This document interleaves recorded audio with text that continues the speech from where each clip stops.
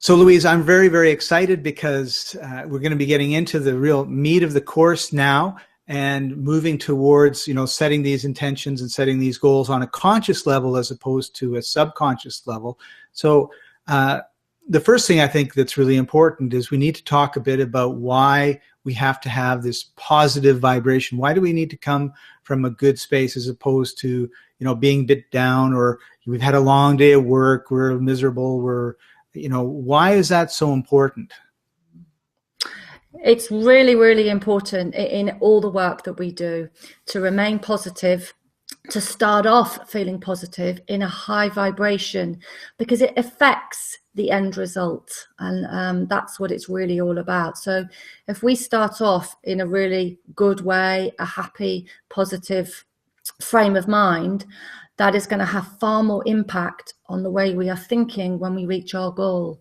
Whereas if we start off in perhaps a grump, not feeling very good, etc., it's going to take us a lot longer to get to our goal, if at all, and we're not going to be satisfied when we reach there. So it's really important before we do any exercise to be in our happy place and to stay positive. So just a quick recap over the last course that we did. How do we stay there? How do we get there? How do we remain positive? We keep up our gratitude diaries, where we write 5 things every night that we are grateful for in life. And this really grounds us as well. We carry on doing our daily success rituals. These keep our vibrations up. These are doing things for other people.